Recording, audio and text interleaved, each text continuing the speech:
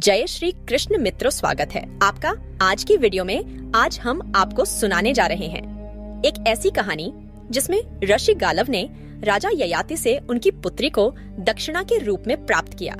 फिर उसे अलग अलग समय पर अलग अलग 3 राजाओं को बेचकर उनसे 200 श्यामकरण घोड़े प्राप्त किए। अंत में उन्होंने माधवी को अपने गुरु विश्वामित्र को दक्षिणा के रूप में भी दे दिया और इन चारों ने यानी कि तीनों राजाओं और गुरु विश्वामित्र ने न केवल माधवी के साथ संभोग किया बल्कि उससे एक एक पुत्र की भी प्राप्ति की। तो क्या है ये पूरी कहानी, आइए विस्तार पूर्वक जानते हैं। एक समय की बात है, धर्मराज ने विश्वामित्र मुनि की परीक्षा लेने की ठान ली। उन्होंने वशिष्ठ ऋषि का वेश बनाया और वे विश्वामित्र मुनि की कुटिया में पहुंच गए। वहां पर जाकर उन्होंने विश्वामित्र मुनि से खाने के लिए अन्न मांगा।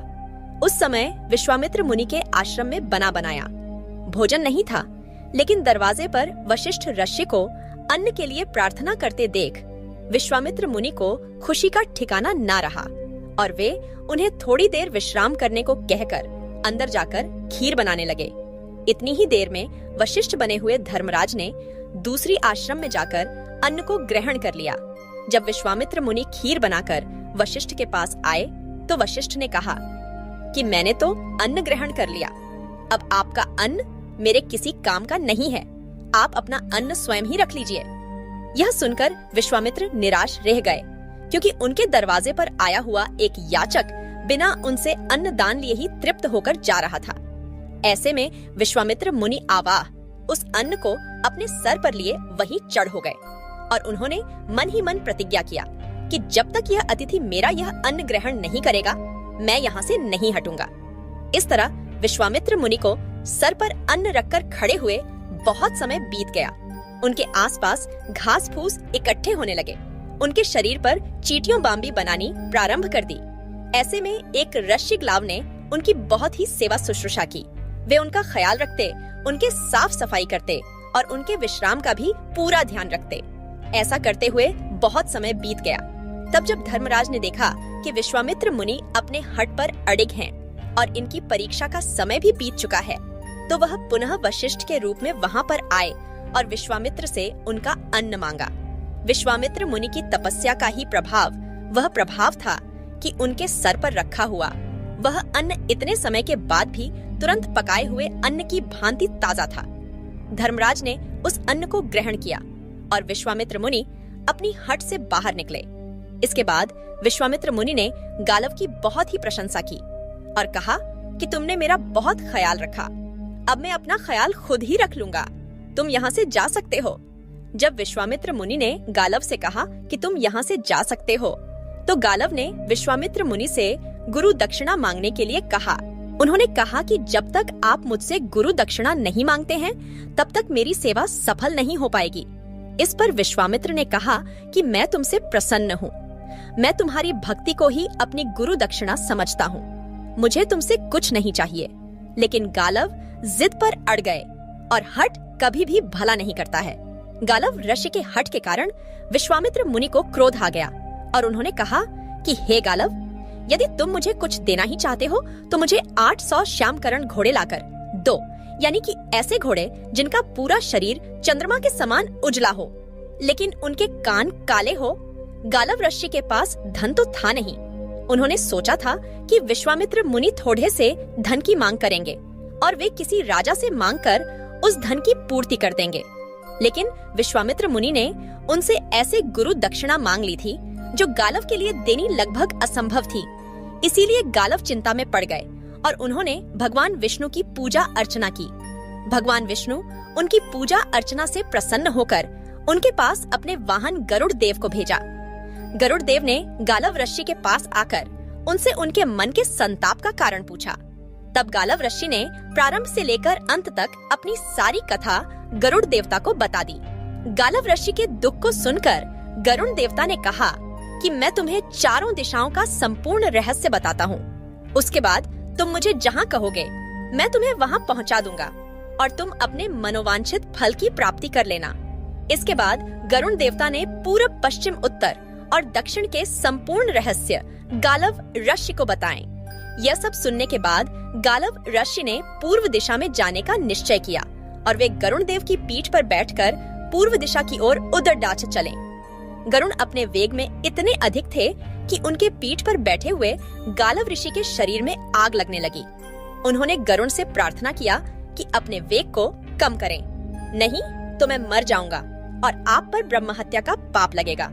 इतना सुनकर गरुड़ देव वहीं एक पास के पर्वत पर विश्राम करने के लिए उतर गए। उस पर्वत का नाम ऋषभ पर्वत था। ऋषभ पर्वत पर एक शांडिलिनी नामक ब्राह्मणी रहा करती थी। जब वहाँ पर उसने 2 अतिथियों को देखा तो उन्होंने उन दोनों का बड़ा ही स्वागत और सत्कार किया। थोड़ी देर के बाद उन दोनों को नींद लग गई और दोहे घड़ी के पश्चात जब उनकी नींद खुली तो गरुड़ देवता के पंख ही नहीं थे, वे पंखहीन हो गए थे। तब गालव ऋषि ने उनसे पूछा कि यह क्या हुआ? तो गरुड़ देवता ने कहा कि मेरे मन में यह विचार आ रहा था कि मैं इस ब्राह्मणी को, जो कि निर्जन स्थान पर रहती है, अपने लोक विष्णु लोक में पहुंचा दूं। शायद इसीलिए ब्राह्मणी के तपस्या के प्रभाव से मेरे मन में आए। इस विचार के कारण मेरे पंख गल गए हैं। तब ब्राह्मणी ने कहा कि तुम सही कहते हो, यह मेरा स्थान है और जो कि तुमने मुझसे बिना पूछे ही यहाँ से हटाने का विचार किया था। हालांकि कि तुम्हारे मन का जो विचार था वह तुम मुझे विष्णु लोक प्रदान करना चाहते थे, लेकिन फिर भी तुमने मेरी इच्छा का सम्मान नहीं किया, मुझसे नहीं पूछा, इसलिए तुम्हारे पंख गल गए। अब मैं तुम्हारे पंखों को वापस तुम्हें प्रदान करती हूँ। तुम दोनों ययाति के पास जाओ, वह तुम्हारी मनोकामना की पूर्ति कर सकते हैं। ब्राह्मणी की बात सुनकर और गरुड़ अपने पंख को वापस पाकर गालव ऋषि के साथ याति के पास गए। याति ने उन दोनों की खूब सेवा की और उनसे उनके आने का कारण पूछा। तब गरुड़ ने बताया कि यह गालव ऋषि है जो अपनी गुरु भक्ति के लिए बड़े प्रसिद्ध हैं, लेकिन इनके हठ के कारण इनके गुरु ने इनसे ऐसी गुरु दक्षिणा मांग ली है जो ये पूरी करने में असमर्थ हैं। लेकिन इस पृथ्वी पर आपसे बड़ा कोई सम्राट नहीं है। अगर आप चाहते हैं तो गालव ऋषि अपने गुरु दक्षिणा को अवश्य पूरी करेंगे। तब ययाति ने उनसे गुरु दक्षिणा के बारे में पूछा। इस पर गरुड़ देवता ने बताया कि गालव ऋषि को 800 श्यामकरण घोड़े चाहिए। तब ययाति ने कहा कि मैं यह देने में असमर्थ हूँ, लेकिन मेरी एक कन्या है, उसे एक महात्मा ने आशीर्वाद दिया है। प्रत्येक प्रसव के बाद यह कन्या वापस से कन्या बन जाएगी, कुमारी बन जाएगी और यह कन्या 4 ऐसे पुत्रों को उत्पन्न करेगी जो 4 अलग अलग कुलों को अपना प्रकाश प्रदान करेंगे। मैं गालव ऋषि को अपनी यह कन्या, जिसका नाम माधवी है, प्रदान करता हूँ और गालव ऋषि उसे ले जाकर किसी भी ऐसे राजा को दान में दे दें जिसके पास 800 श्यामकरण घोड़े हो, तो यह अपने गुरु दक्षिणा को पूरी कर सकते हैं। गालव ऋषि को भी यह बात पसंद आ गई और उन्होंने याति से उनकी पुत्री माधवी को ले लिया। लेकिन कथा में आगे बढ़ने से पहले सबसे एक छोटा सा अनुरोध है कि आप इस वीडियो को लाइक करके हमारे चैनल को सब्सक्राइब कर दीजिए। इसमें आपका तो 2 से 3 सेकंड का समय लगेगा, लेकिन इससे हमारा चैनल जीवन गति पाएगा और सनातन के लिए किया जा रहा हमारा प्रयास अधिक लोगों तक पहुंच सकेगा। तो हम आपसे इतनी अपेक्षा तो कर ही सकते हैं। अब आइए कथा पर वापस लौटते हैं। माधवी को अपने साथ लेकर गालव ऋषि अयोध्या के राजा हर्यश्व के पास गए और वहाँ पर जाकर उन्होंने उनसे कहा कि हे राजन, तुम इस स्त्री को अपने पास रखो और मुझे इसके बदले में 800 श्यामकरण घोड़े दे दो। मैं अपने गुरु की गुरु दक्षिणा को पूरी करना चाहता हूँ। इस पर हर्यश्व ने कहा कि यह लड़की बहुत ही सुंदर है, इसमें वह सभी गुण हैं जो एक कन्या में होने चाहिए। हे ब्राह्मण, इस कन्या 6 अंग जो ऊंचे होने चाहिए ऊंचे हैं, 5 अंग जो सूक्ष्म होने चाहिए सूक्ष्म है, 3 अंग जो गंभीर होने चाहिए गंभीर हैं, तथा इसके 5 अंग रक्त वर्ण के हैं, 2 नितंब, 2 जांघें, ललाट और नासिका, यह 6 अंग ऊंचे हैं। उंगलियों के पर्व केश, रोमनाक और त्वचा, यह 5 अंग सूक्ष्म हैं। स्वर, अंतःकरण तथा नाभि, यह 3 गंभीर कहे जा सकते हैं, तथा हथेली पैरों के तलवे, दक्षिण नेत्र प्रांत एवं वाम नेत्र प्रांत तथा नख, यह 5 अंग रक्त वर्ण के हैं।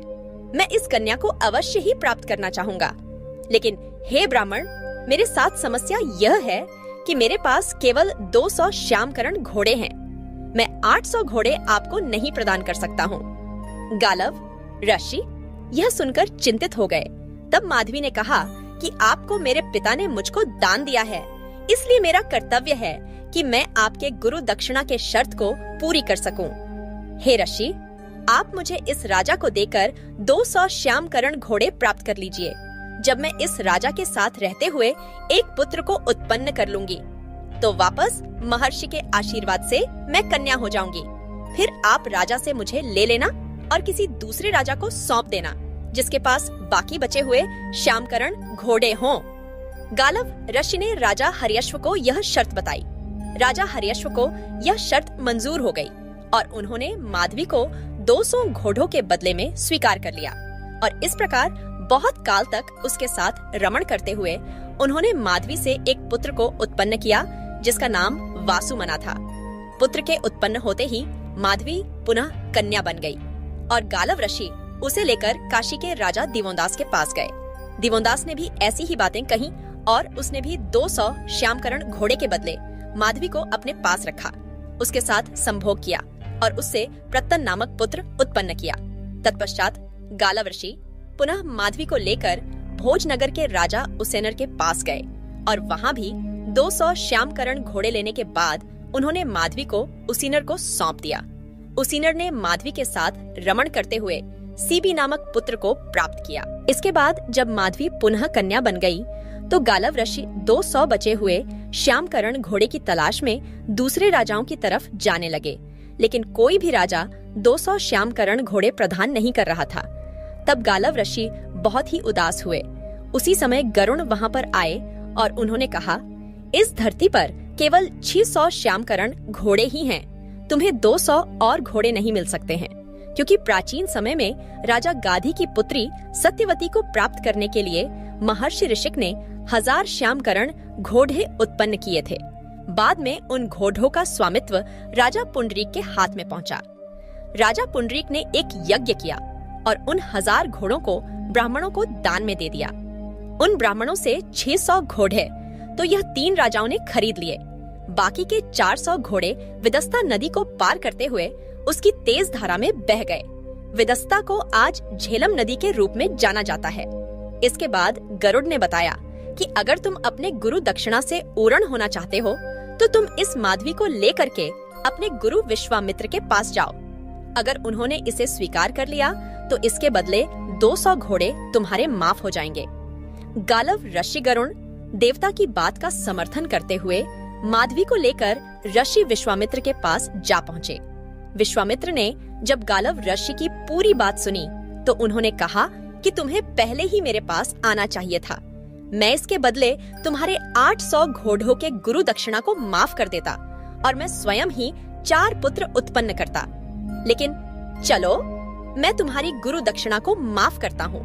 तुम 600 घोड़े मेरे आश्रम में बांध दो और इस लड़की को तब तक के लिए मेरे पास छोड़ दो, जब तक मैं इससे एक पुत्र नहीं उत्पन्न कर लेता हूँ। और इसके बाद महर्षि विश्वामित्र ने माधवी के साथ रमण किया और उससे अष्टक नामक एक पुत्र प्राप्त किया। जब विश्वामित्र मुनि को पुत्र रत्न की प्राप्ति हो गई, तो माधवी महर्षि के आशीर्वाद से पुनः कन्या बन गई। तब गालव ऋषि ने माधवी को लेकर वापस उसके पिता याति को दे दिया। तत्पश्चात याति ने अपनी पुत्री चौकी कन्या बन चुकी थी। उस माधवी के विवाह के लिए स्वयंवर का आयोजन किया, लेकिन माधवी ने अपने इसी जीवन काल में अलग अलग राजाओं के साथ रहते हुए और यहाँ तक कि मुनि विश्वामित्र के साथ रहते हुए भी पुरुषों की नियति को और उनके चरित्र को देख लिया था। वह नहीं चाहती थी कि उसका विवाह हो और इसीलिए स्वयंवर में उसने तप को अपना पति चुन लिया और घने जंगल में जाकर तपस्या करते हुए एक तपस्विनी की भांति अपना जीवन बिताने लगी। तो यह थी महाभारत के उद्योग पर्व से ऋषि गालव और ययाति की पुत्री माधवी की कहानी। कैसी लगी आपको? यह कहानी कमेंट बॉक्स में अवश्य बताइएगा। अगर यह कहानी पसंद आई हो तो लाइक जरूर करें और नए मेहमान बन के आए हैं तो चैनल को सब्सक्राइब जरूर करें। मिलते हैं।